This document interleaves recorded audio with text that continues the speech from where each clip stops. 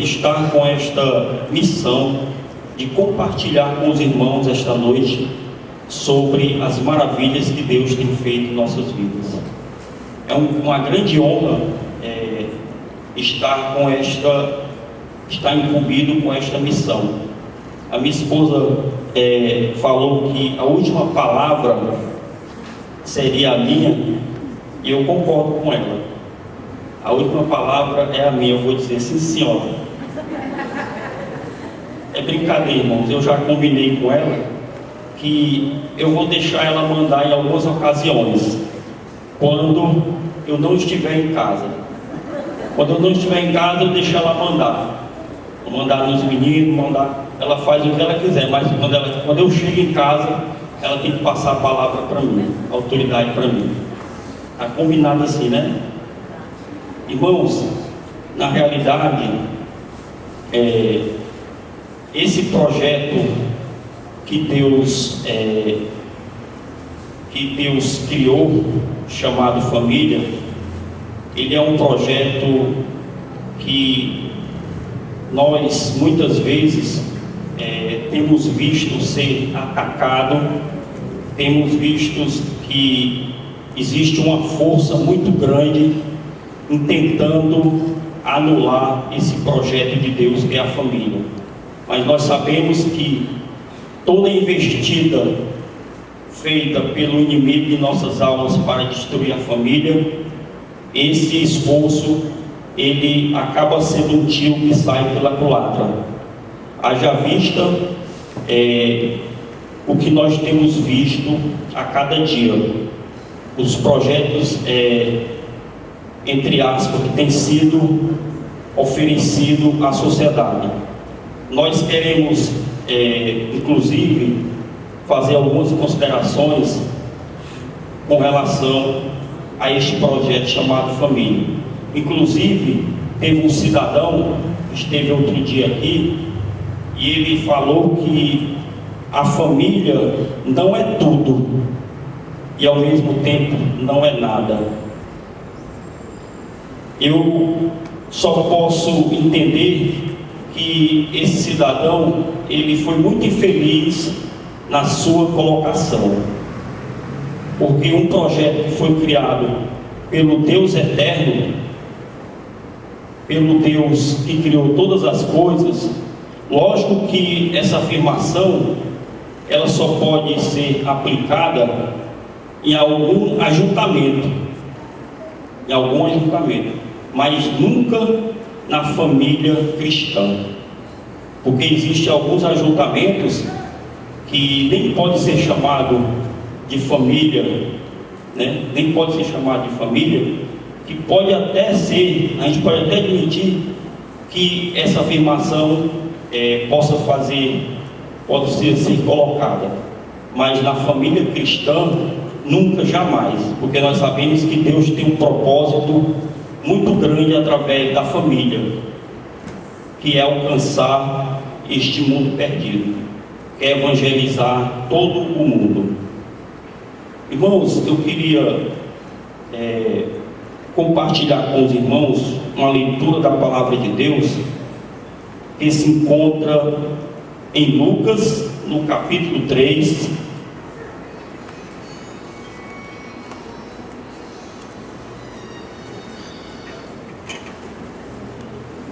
Lucas capítulo 3, a partir do versículo 10.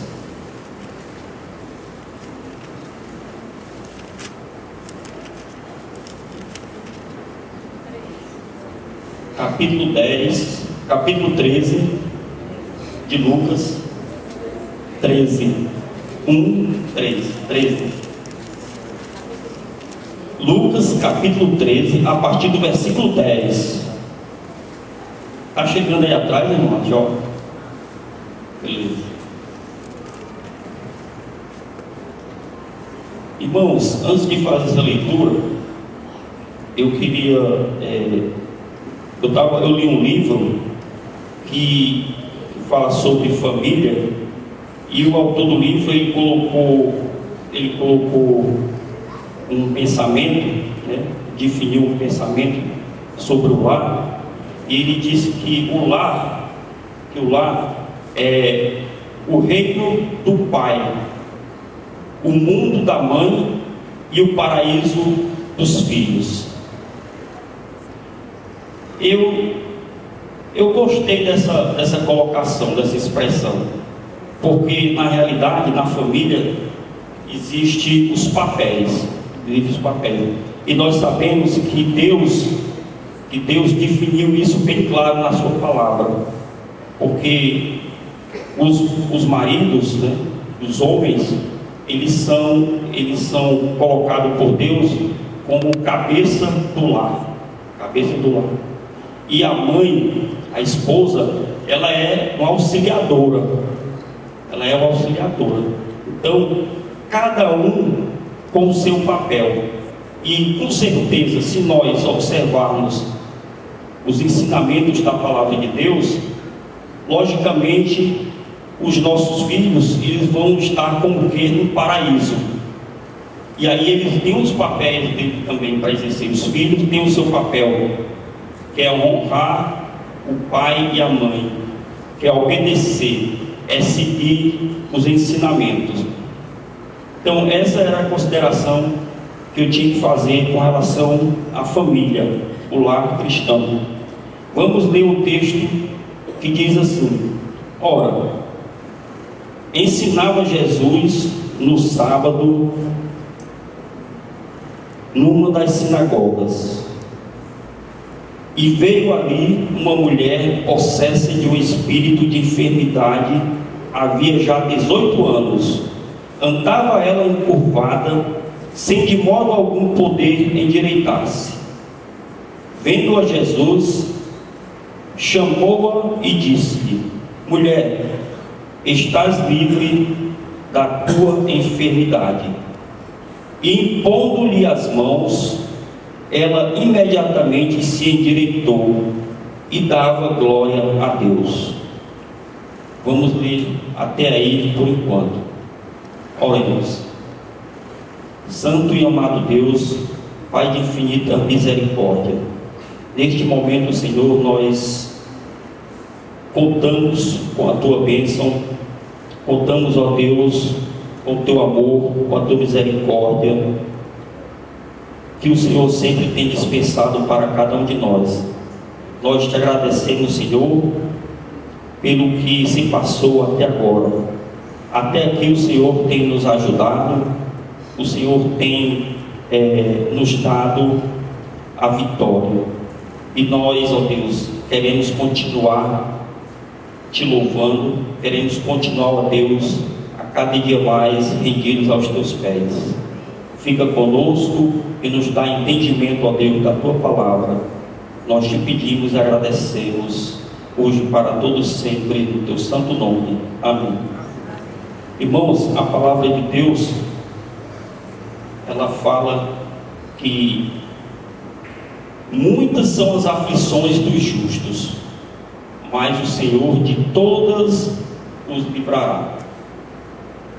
E o Senhor, corroborando com essa palavra do salmista, ele fala: no mundo tereis aflições, mas tende bom ânimo, eu venci o mundo.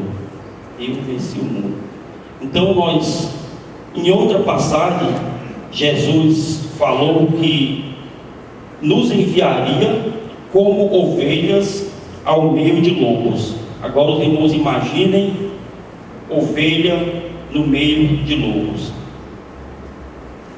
Nos leva a crer e a entender que nós que conhecemos a palavra de Deus e que temos a missão de ser incentivadores, propagadores da palavra, nós não vamos encontrar nada fácil pela frente. Nós só vamos ter dificuldades, porque nós sabemos que o Evangelho, ele anda na contramão das religiões, anda na contramão do curso deste mundo. E é por isso que o apóstolo Paulo, ele nos orienta, lá no capítulo 12, que nós, ele roga, rogo-vos, pois, irmãos, pelas misericórdias de Deus, que apresentei os vossos corpos em sacrifício vivo, santo e agradável a Deus, que é o vosso culto racional. E não vos conformeis com este mundo, mas transformai-vos pela renovação da vossa mente, para que experimenteis qual seja a boa, perfeita e agradável de Deus. Então esse mundo tem um curso, e nós temos a missão, a obrigação de renovar este curso pela renovação da nossa mente. Então essa é a nossa missão, esta é a nossa obrigação. E voltando aqui para o texto, irmãos,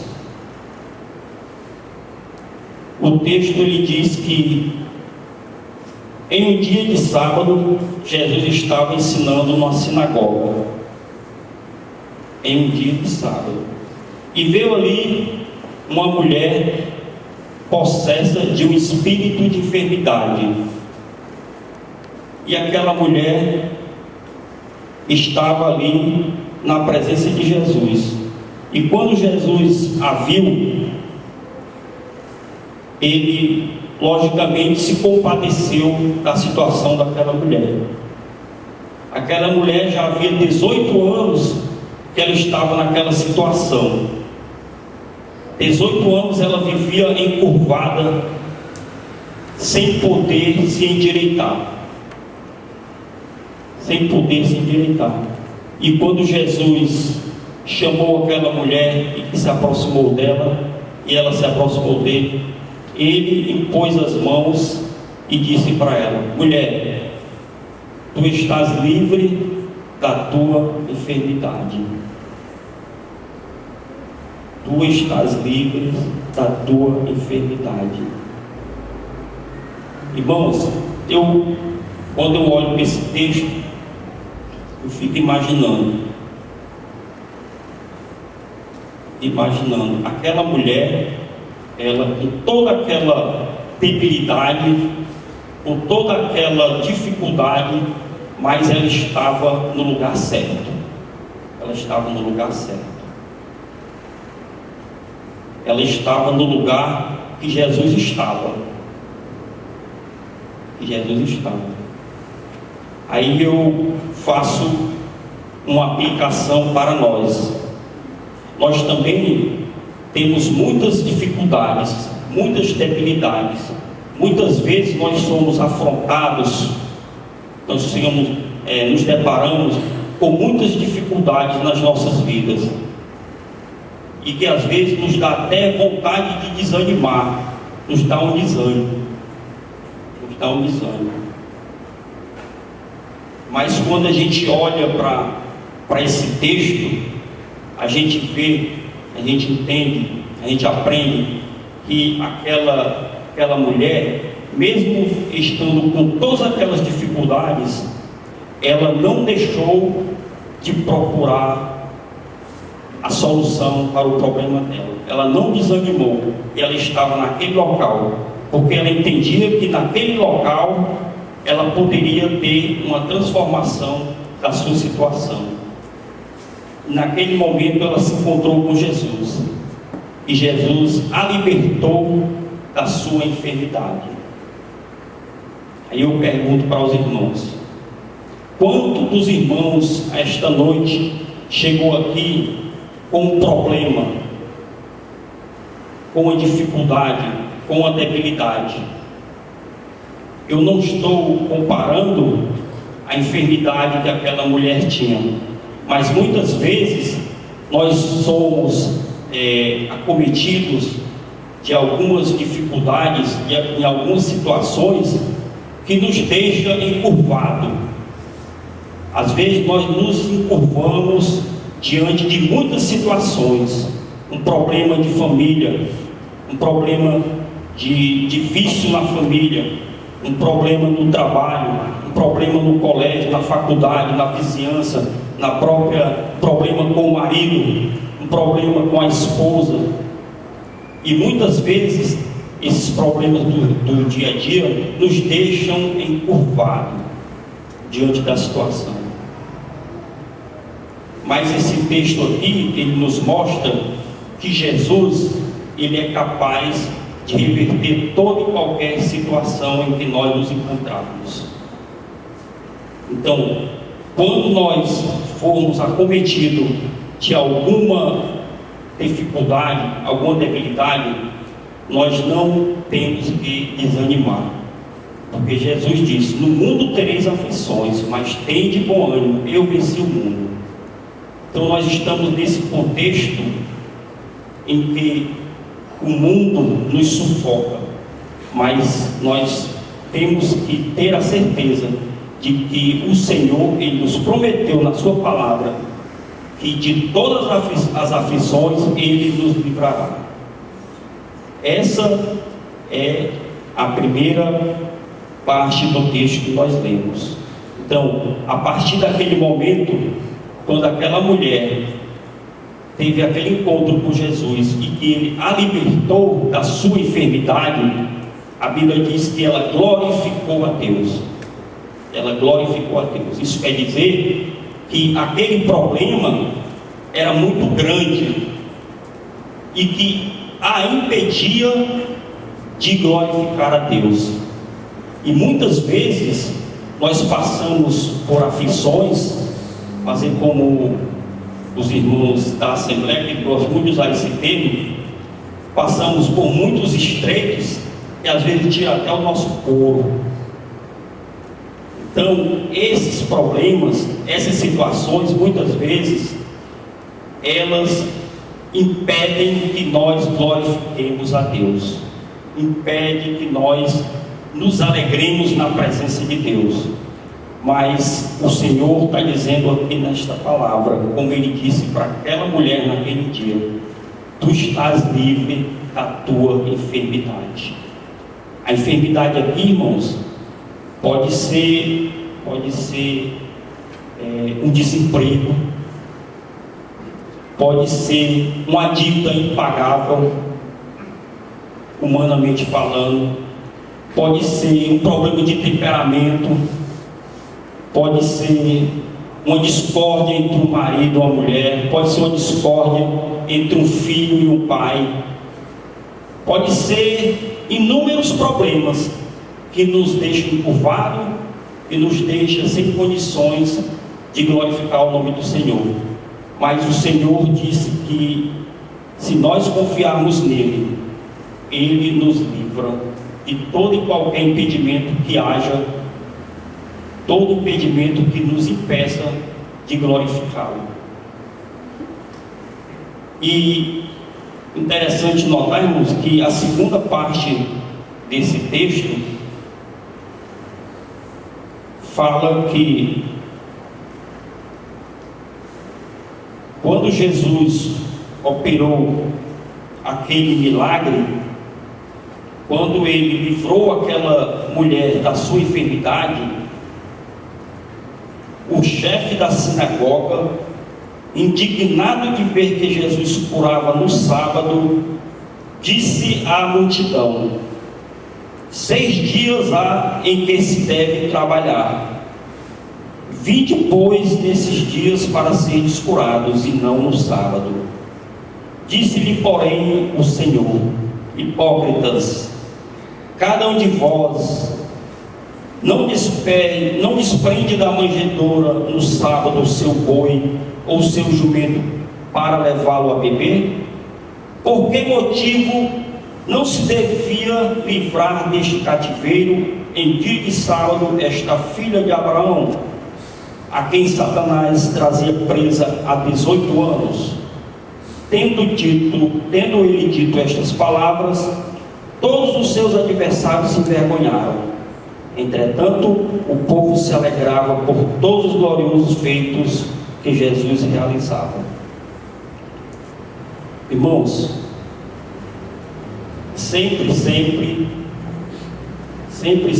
vai haver oposição a quem quer servir piamente ao Senhor. A palavra de Deus, ela nos diz que quem quer servir piamente ao Senhor sofrerá perseguição. E Os hipócritas, como Jesus chamou naquela época, eles estavam apegados ao legalismo, apegados à lei. E Jesus, ele veio para cumprir a lei. Ele veio para cumprir a lei. Mas o Senhor, ele não estava preso e nem submisso ao legalismo. Ele não estava limitado aos desejos legalistas dos homens religiosos daquela época. E quando Jesus operou aquela maravilha, aquela libertação, eles se condoeram, eles ficaram com raiva, ficaram irados. E eles disseram para o povo: vocês têm 6 dias para virem e ser curados. Agora, no dia de sábado, vocês vieram exatamente no dia de sábado para ser curado. E Jesus imediatamente retrucou aquela situação, aquela posição legalista daqueles homens que eram detentores, no momento da sinagoga. Então o Senhor disse: hipócritas, cada um de vós não desprende da manjedoura no sábado seu boi ou seu jumento e levá-lo a beber, para levá-lo a beber? Por que motivo não se devia livrar deste cativeiro em dia de sábado esta filha de Abraão, a quem Satanás trazia presa há 18 anos? Quer dizer, aqueles homens, eles coisificavam a lei e queriam que Jesus estivesse sujeito ao seu bel prazer, ao seu legalismo. E eles simplesmente estavam valorizando mais os animais do que a pessoa humana, porque eles não achavam que estavam fazendo nenhuma obra, nenhum serviço que pudesse quebrar a lei, mas achavam que Jesus estaria quebrando a lei por ter piedade, por socorrer uma pessoa que estava necessitada, estava aprisionada há 18 anos. E tendo dito estas palavras, todos os seus adversários se envergonharam. Interessante notar, irmãos, que o próprio Jesus Cristo, ele não se livrou dos ataques, não se livrou dos ataques dos seus adversários, quanto mais nós.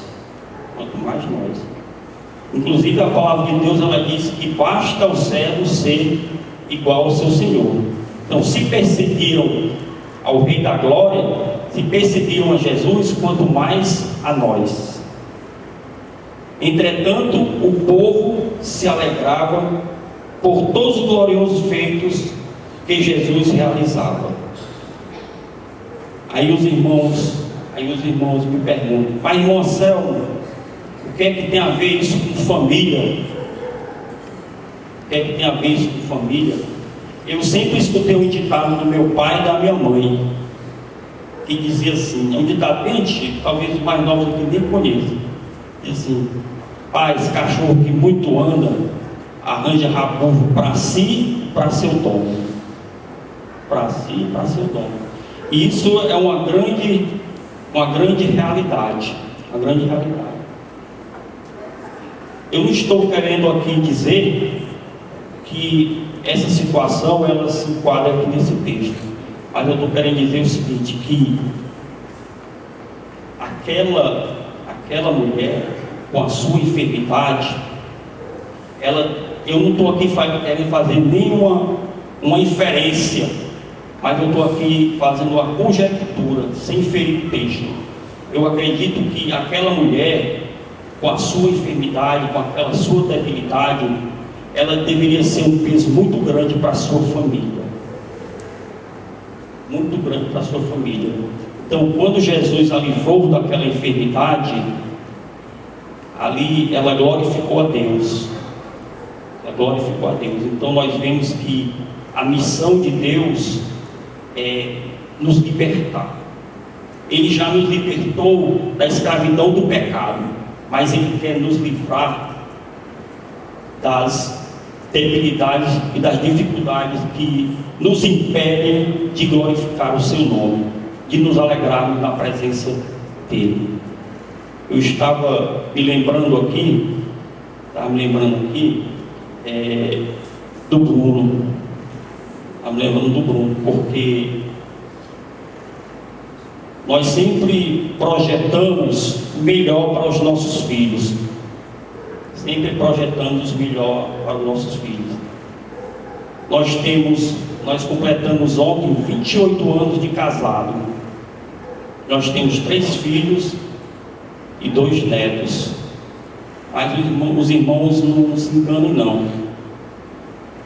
As dificuldades, elas vêm de todos os lados. Nós sabemos que existe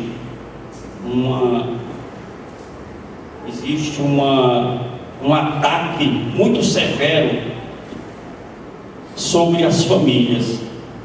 Inclusive, o Senhor Jesus Cristo, ele fala de uma parábola, ele faz referência a 2 homens, um prudente e um insensato, ou seja, um imprudente. O prudente, ele construiu a sua casa sobre a rocha, e essa rocha é Jesus Cristo. O outro construiu a sua casa sobre a areia, e diz a parábola, diz a palavra, que vieram os ventos, vieram as tempestades, e a casa que estava firmada sobre a rocha, ela não caiu, mas a que estava firmada sobre a areia, ela desabou, ela caiu. Onde é que eu quero chegar? É que as adversidades, as agrúrias da vida, as tempestades, ela vem sobre todos nós. A grande diferença é estarmos ou não firmados na rocha. Então, durante esses 28 anos, nós passamos por muitas dificuldades, mas a grande diferença é que nós estamos firmados na rocha. Então, estar com Jesus, estar em Jesus, não quer dizer que nós não iremos passar por dificuldade, não. Nós passamos todos os dias, porque nós somos como peregrinos e forasteiros. Nós estamos em terra estranha. Nós somos embaixadores do Rei. Nós estamos no território do inimigo. E ele procura todo dia uma brecha para nos desequilibrar, para nos tirar do foco. E quando eu falei do Bruno, eu quis dizer o seguinte, que não quis dizer que o Bruno é um mau filho, não quis dizer nada disso. Eu quis dizer que ele apenas perdeu o foco, mas quando questionado, ele reconhece que está desligado, está desfocado, e está sem força para voltar.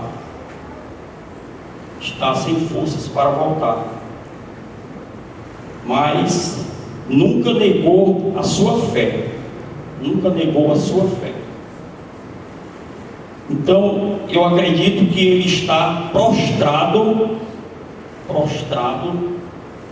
está rendido ao pecado, e ele precisa ter um encontro com Cristo, como aquela mulher do texto teve. E só assim ele vai ter forças para continuar a sua caminhada que ele começou lá atrás. Irmãos, eu queria encerrar esta palavra por aqui, porque o tempo também já está avançado, e eu sinto a mesma dificuldade que os irmãos sentem de regressar para casa. Talvez aqui, quem não tem transporte, que mora mais longe, depende de onde sou eu. Então eu queria agradecer a presença de todos os irmãos aqui esta noite e dizer para os irmãos que vale a pena investir em família, que é um projeto de Deus, e que se essa família estiver alicerçada e edificada sobre a rocha que é Jesus Cristo, nós venceremos todas as tribulações. Que o Senhor nos abençoe. Amém. Amém. Uma rápida palavra.